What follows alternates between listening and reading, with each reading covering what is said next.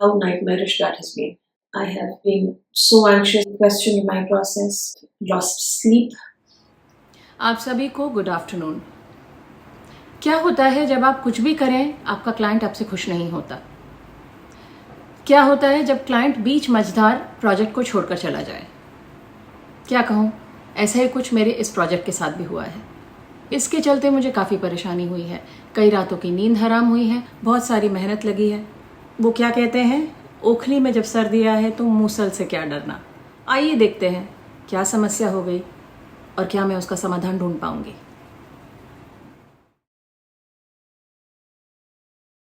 मेरे पिछले कुछ वीडियोस टेक्सटाइल से संबंधित रहे हैं, इसलिए इस बार मैंने सोचा कुछ नया किया जाए।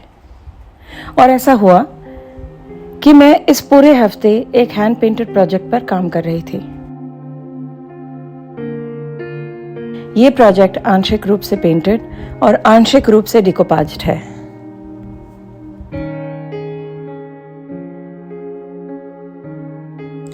ये प्रोजेक्ट कई कारणों से बेहद दिलचस्प है। सबसे पहले तो इस प्रकार का कोई भी प्रोजेक्ट मैंने कभी भी पहले नहीं किया। इसको बनाने के दौरान मैंने कई चुनौतियों का सामना किया और बहुत कुछ सीखा भी। और जो कुछ भी सीख मुझे मिली है उसे साझा करने के विचार से मैं ये वीडियो बना रही हूँ। इस प्रोजेक्ट को बनाने के काफ़ी सारे स्टेप्स पहले ख़त्म हो चुके हैं, लेकिन फिर भी बहुत सारा काम अभी भी बचा है।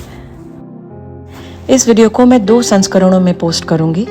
आप सभी दर्शकों से गुजारिश है कि आप दोनों संस्करणों को देखें ताकि आप समझ सकें कि ये प्रोजेक्ट क्या था, इसको बनाने में मुझे किन किन चुनौतियों का सामना करना पड़ा और इस प्रोसेस में मुझे क्या सीख मिली। जिन अर्धवृत्ताकार लकड़ी के टुकड़ों पर मैं इस समय पेंट कर रही हूँ, ये डिकोपाज और हैंड पेंटिंग के माध्यम से बनाए गए हैं।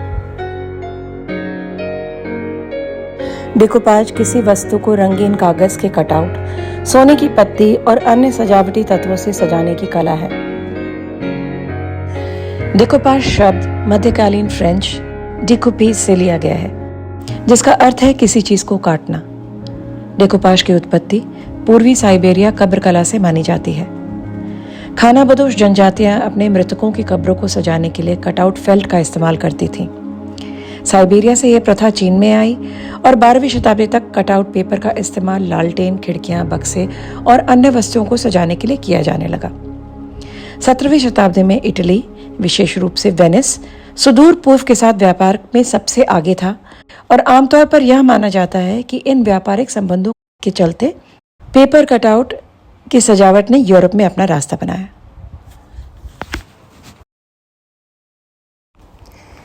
मेरी स्टूडियो के नाम में फोटो प्लस शब्द इसलिए आता है क्योंकि मैंने एक फोटोग्राफर के रूप से अपनी शुरुआत की थी।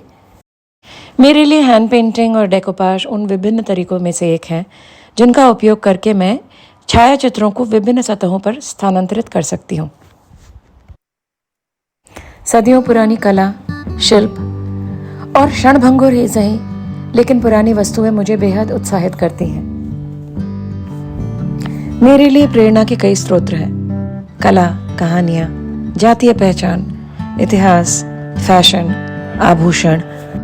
डेकोपाज और फोटो ट्रांसफर्स की मदद से मैं लेयर्ड प्रोजेक्ट्स बना पाती हूँ जो समकालीन तरीके से स्मृति और इतिहास को सेलिब्रेट करें।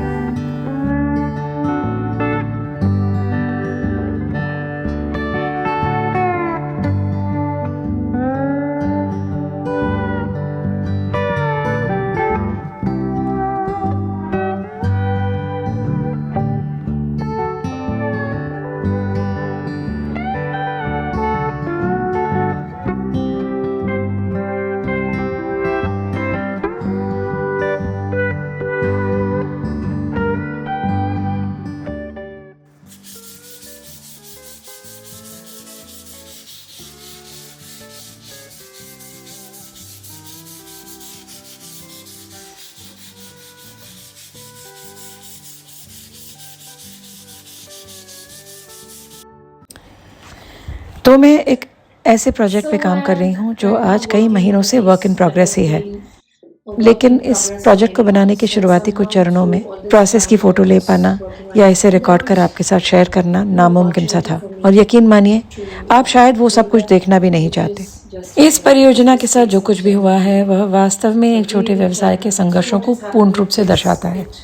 यदि जो कुछ भी आपने वीडियो में अभी तक देखा है उसके ज़रिए आप इस प्रोजेक्ट के असली स्वरूप की संकल्पना नहीं कर पा रहे हैं, तो इसमें आपकी कोई भी गलती नहीं है, क्योंकि मैंने स्वयं भी इस प्रकार की कोई भी वस्तु पहले कभी नहीं बनाई।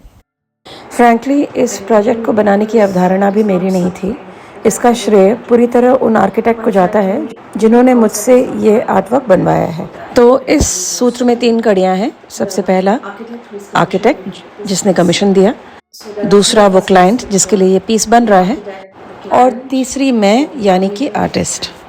शुरुआत में ये मुझे काफ़ी इंटरेस्टिंग लगा और इसलिए मैंने कमीशन एक्सेप्ट भी कर लिया। ऐसी परियोजनाएं लेना जिनके बारे में मुझे खुद विश्वास नहीं था कि मैं इन्हें पूरा कर सकती हूँ, लेकिन मैंने इसलिए एक्सेप्ट किया क्योंकि किसी आर्किटेक्ट ने मुझे भरोसा दिलाया, और कभी जब खुद मुझे अपने ऊपर विश्वास नहीं था, किसी क्लाइंट ने विश्वास किया और चीज़ें बनी। ये एक ऐसा तरीका है जिससे मैंने अतीत में खुद को विकसित होते और सीखते हुए देखा है।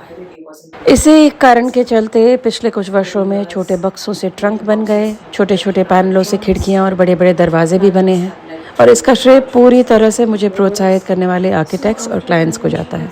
तो कहने की आवश्यकता नहीं है कि इसी तर्ज पर यह चुनौती भी स्वीकार की गई। प्रारंभिक परामर्श के बाद मैंने इस पीस के लिए रंग और विषय वस्तु तय की और फिर पूरी गंभीरता से काम भी शुरू किया। लेकिन काम शुरू करने के कुछ ही हफ्तों बाद मुझे एहसास होने लगा कि जिस दिशा में मैं पीस को ले जा रही थी और जो ग्राहक चाहते थे उसमें विसंगति सी थी। हर बार जब मुझे क्लाइंट से कुछ आपत्ति महसूस होती तो मैं ड्राइंग बोर्ड पर वापस आ जाती और विभिन्न तरीकों से उनको इस पीस के अंतिम रूप के बारे में समझाने की कोशिश करती। मैंने इस प्रोसेस में कई वीडियोस बनाए, कई बार स्केचेस बनाकर बताया, कई बार डिजिटली मॉकअप करके बताया, लेकिन मेरी हर कोशिश नाकाम ही रही। अब इस प्रकार के काम की एक विशिष्टता ये है कि आप जब तक पीस बिल्कुल पूरा नहीं कर लेते, आधे रास्ते इसका अंतिम स्वरूप समझा पाना शब्दों में या वीडियोस के ज़रिए या मॉकअप्स के ज़रिए पूरी तरह से संभव ही नहीं है।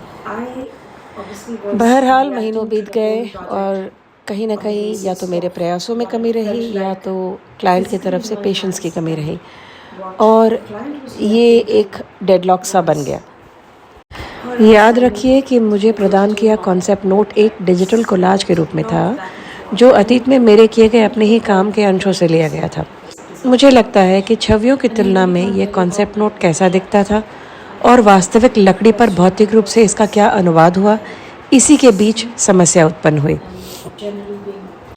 एक चरण के बाद ये भी समझ में आना बंद हो गया कि क्लाइंट मुझसे आखिर चाह क्या रही हैं, और मेरा इस प्रोजेक्ट से विश्वास और मेरा स्वयं का आत्मविश्वास पूरी तरह से डिग गया। ये नाइटमेरिश ही रहा है। मैंने इस प्रोजेक्ट के लिए अपनी नींद खोई है, अपना चैन खोया है, और एक समय के बाद क्लाइंट ने बात करनी बंद कर दी और फिर इस प्रोजेक्ट को मैंने उठाकर स्टूडियो के एक कोने में रख दिया, जिससे कि ये मुझे दिखाई तक ना पड़े। सौभाग्यवश आर्किटेक्ट ने अपना पेशेंस नहीं खोया है कि केवल उन्हीं के प्रोत्साहन पर मैं इस इंस्टॉलेशन पर फिर से गौर कर पा रही हूँ। मैं उनके समर्थन के लिए अत्यंत आभारी हूँ। कोशिश है कि कोई रास्ता निकाला जाए। साल के अंत तक इसे सफलतापूर्वक कर इसे भेज देने की मेरी उम्मीद है।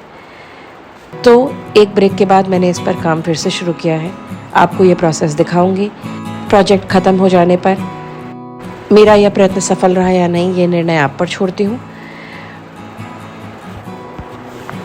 मेरी मंशा इस प्रोजेक्ट के आगे के सभी चरणों को शूट करने की है और आपके साथ शेयर करने की है। आप ये देख सकेंगे कि डिकोपाज के हुए प्रोडक्ट्स को कैसे सील और फिनिश किया जाता है। इस प्रक्रिया को एक ही वीडियो में दिखा पाना संभव नहीं है, और चूंकि काम आगे भी पड़ा हुआ है, मैं अगले चरणों को एक दूसरे ब्लॉग में आपके साथ साझा करूंगी। आशा है ये काम अगले हफ्ते ज़रूर हो जाएगा, तो आने वाले कुछ वीडियोस को ज़रूर देखिएगा। और हमेशा की तरह आपके सपोर्ट के लिए, आपके लाइक्स के लिए, कमेंट्स के लिए और सब्सक्रिप्शंस के लिए बहुत बहुत धन्यवाद।